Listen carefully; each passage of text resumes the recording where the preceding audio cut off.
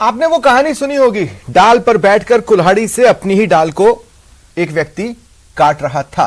अब उसे आप क्या कहेंगे ये आपके ऊपर है, लेकिन मैं ये क्यों कह रहा हूं, क्योंकि लापरवाही हमारे भीतर घर कर गई है। कुछ दिनों पहले तक जब लॉकडाउन लगा था तो सब कुछ कितना साफ है, हवा कितनी साफ है, हरियाली बढ़ गई है, पहाड़ बेहद खूबसूरत नजर आने लगे हैं। यह कहना था पर्यावरणविदों का, आपका, हमारा। और ये तमाम मेरे साथ अभी कुछ ही पलों में गेस्ट के रूप में जुड़ेंगे और उनसे भी हम बातचीत करेंगे कि फिर हुआ क्या।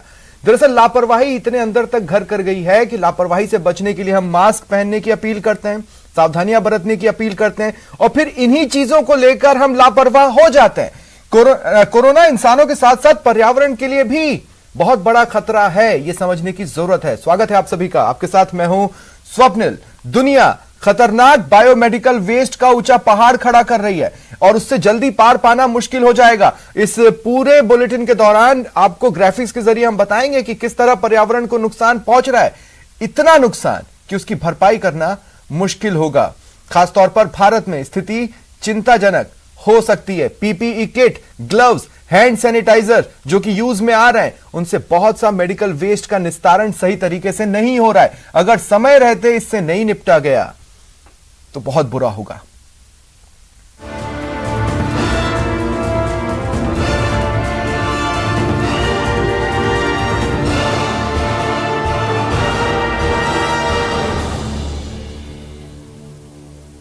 और मेरे साथ chief environment engineer RPCB doctor VK Singhal इस वक्त जुड़ रहे हैं। कुछ और गेस्ट भी थोड़ी देर में हमारे साथ जुड़ेंगे। डॉक्टर वीके सिंघल, स्वागत करता हूं मैं आपका न्यूज 18 राजस्थान पर।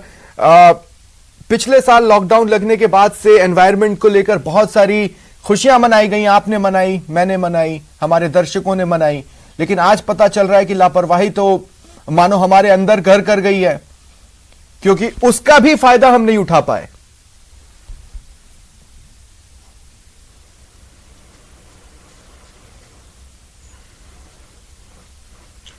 देखिए, आपने सही कहा कि जो कोविड-19 की जो त्रासदी हुई है, उसकी वजह से बायोमेडिकल वेस्ट का जनरेशन काफ़ी बढ़ गया है।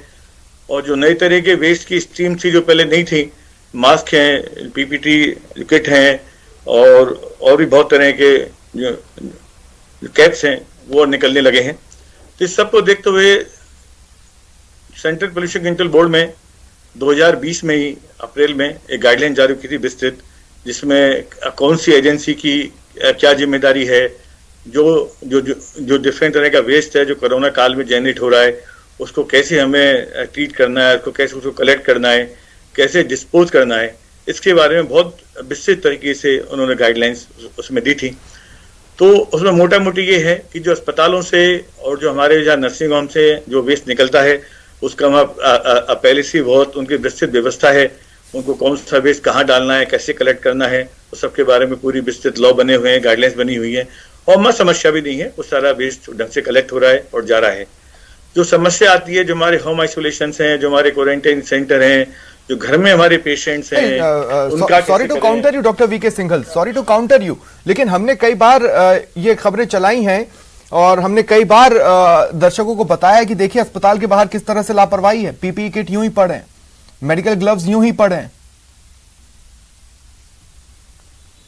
आपकी बात सही है, क्योंकि क्या है कि कभी कभी जो पेशेंट्स वहां जो लेके आते हैं जो मरीजों को, वो खुद पीपीई किट पहन के आते हैं, या जो एम्बुलेंस ड्राइवर हैं वो खुद पीपीई किट पहन के आते हैं, और वो उनको पेशेंट्स को भाई को छोड़ के और वो किस वहां पे कहीं रास्ते में फेंक देते हैं। इसको हमने बड़ा अभियान के रूप में चलाया था। जो भी जितने जो हॉस्पिटल्स थे जहां से मिले थे उनको हमने नोटिस देकर दंडित भी किया था। लेकिन अगर कोई आया है पीपीई किट पहनकर, उसको कौन समझाएगा कि इसको सही से डिस्पोज करना है? क्योंकि देखिए, एक पीपीई किट अगर हम यूं ही फेंक देते हैं तो 500 साल लगेंगे। 85% प्लास्टिक वाली पीपीई किट को गलने में 500 साल लगेंगे, और वो 500 साल तक कितना नुकसान पहुंचाएगा।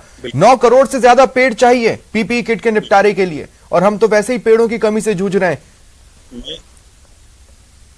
बिल्कुल, आपने बिल्कुल ठीक फरमाया। और इसके लिए जो गाइडलाइंस में बहुत जो विस्तृत निर्देश हैं, जो होम आइसोलेशन हैं या क्वारंटीन जो सेंटर हैं, वहाँ का जो वेस्ट जो कि नॉन प्लास्टिक वेस्ट है उसको लाल रंग के थैले में रखना है, और जो सॉरी जो नॉन प्लास्टिक का वेस्ट है उसको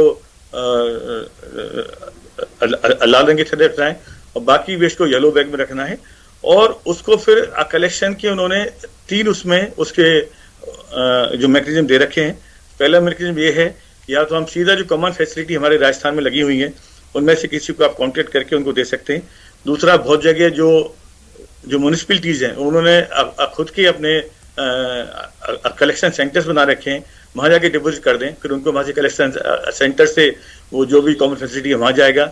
या तीसरा, जो म्यूनिसिपैलिटी बहुत से म्यूनिसिपैलिटीज ने अपने लेवल पे एक प्रॉब्लम है, बहुत बेसिक प्रॉब्लम है।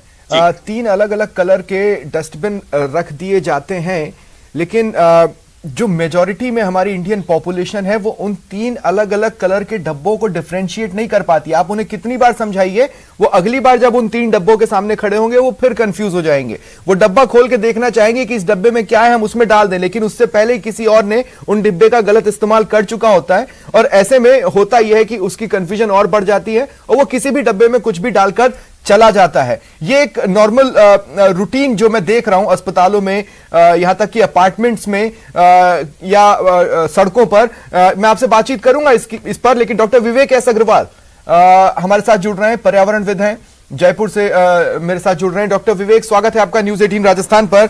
डॉक्टर विवेक, मतलब इतना अच्छा मौका मिला लॉकडाउन पे, आपने हमने सबने खुशियां मनाई, लेकिन हमारी तो हर खुशियों पे ग्रहण लगा हुआ है जब से कोरोना आया। उसने पहले एक मानव के तौर पर हम सबको प्रभावित किया, अब मानव के जीने का आधार को भी प्रभावित कर रहा है।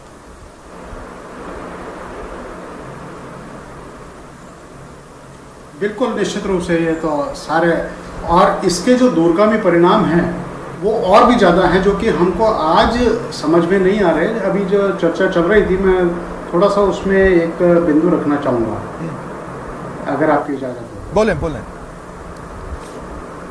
आपने विषय लिया कि हाँ, अस्पताल में तो कलर कोडिंग की बात हो रही है, लेकिन जो अगर हम आज की तारीख में कोरोना के प्रभाव में वेस्ट के जनरेशन को देखते हैं तो उसका पूरा कैरेक्टर ही चेंज हो गया है। जो वेस्ट पहले होता था और वेस्ट जो आज होता है, सबसे पहले तो उसमें बहुत बड़ा परिवर्तन आ गया है। जो हम उसके जो विषैले प्रभाव हैं, जो उसके टॉक्सिक इफेक्ट्स हैं, उनको अभी समझ नहीं पा रहे हैं। सबसे बड़ी तादाद में जो हमारे पास आज की तारीख में आने लग गया, जो कि पहले हमने कभी परसीव ही नहीं किया था, कि हमारे पास मास्क आएंगे, हमारे पास पीपीई आएगी, हमारे पास फेस शील्ड आएगी, या सैनिटाइजर की जो शीशियां हैं वो आएगी। उनके बारे में तो कभी हमने कल्पना भी नहीं की थी कि वो आएगा। अभी इसमें भी दोनों चीज़ हैं जो आप बात कर रहे थे। एक जो